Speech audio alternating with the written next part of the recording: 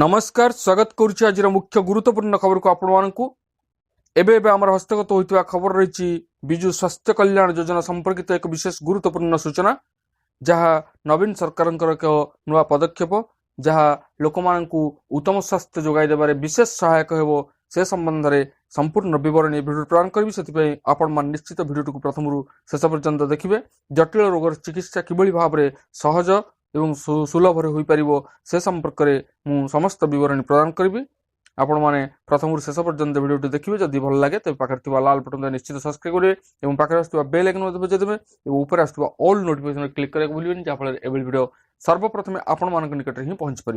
तेज आसतु जाना आज विशेष गुरुत्वपूर्ण सूचना को विजु स्वास्थ्य कल्याण योजना बा BSKY रु बाद पड़ता लोक सामिल पाई आरंभ होईची BSKY नवीन कार्ड सरकारी कर्मचारी और आयकर दाता बाद देले एही योजना रु वंचित होइथिबा ग्रामांचल समस्त लोकंकु जटिल रोग पाई एही नुआ कार्ड माध्यम रे घर हॉस्पिटल रे कैशलेस सुविधा मिल परिबो।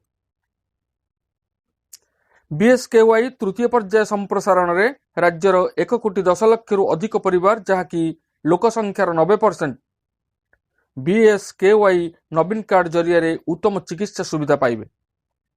उभय राज्य भितर और बाहर सब पंजीकृत घर हॉस्पिटल रे निर्धारित जटिल रोगर चिकित्सा सुविधा से मिलिबो। एही चिकित्सार समस्त खर्च राज्य सरकार निजस्व पांठिरु वहन करिवे। आज मुख्यमंत्री नवीन पट्टनायक एही योजना संपर्क में घोषणा करिसेंति। उपकृत हेबे राज्यर 90% लोक राज्य भितर और बाहर सब पंजीकृत हॉस्पिटल रे मिलिबो चिकित्सा।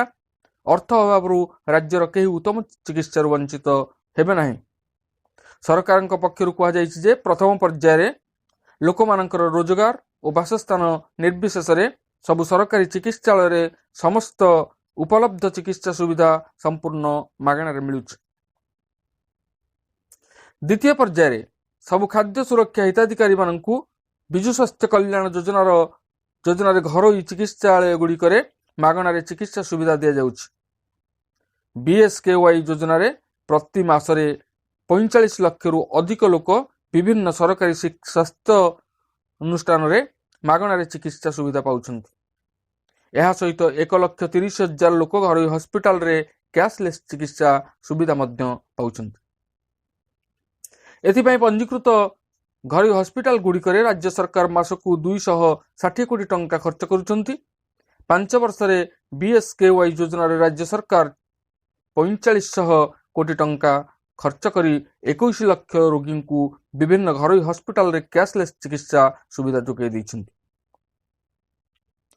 खाद्य सुरक्षा हिताधिकारी को मिलुथिबा BSKY कार्ड रियल टाइम रे अपडेट करा जाउछि। समस्त पैकेज रो एथिरे कवरेज मिलिबो, मात्र नवीन कार्ड रे केवल जटिल रोग पाई व्यवहृत हेबो। एही योजना आरंभ करने सहित मुख्यमंत्री कहते जे सार्वजनिक स्वास्थ्य सेवा क्षेत्र में सारा देश में BSKY एक अनन्य उदाहरण। राज्यर लोकों यह एक सुनिश्चित स्वास्थ्य सेवा व्यवस्था जो सरकारी और घर उभय क्षेत्र में उत्तम सुविधा प्रदान कर 5 वर्ष तले आरंभ होइतिबा BSKY राज्यर जनसाधारण को उत्तम स्वास्थ्य सेवा जोगाई देबारे एक वैप्लविक परिवर्तन आनिथिला। स्वास्थ्य सह विकास गभीर संपर्क रही। स्वास्थ्य क्षेत्र में सरकार सबु कार्यक्रम पछरे सुस्थ ओडिशा सुखी ओडिशार महत्वाकांक्षी लक्ष्य रही। राज्यर सबु लोकंकु सार्वजनिक स्वास्थ्य जोगाई देबा हेउछि लक्ष्य। अर्थ पाई राज्यर केही जेबली उत्तम चिकित्सा सुविधारु वंचित हेबे नाही बोली मुख्यमंत्री कहिसंति। ये थिला BSKY कार्ड संपर्कित एक विशेष गुरुत्वपूर्ण सूचना। आज पुणी देखा आगामी भिडियो रे। रहुछि धन्यवाद।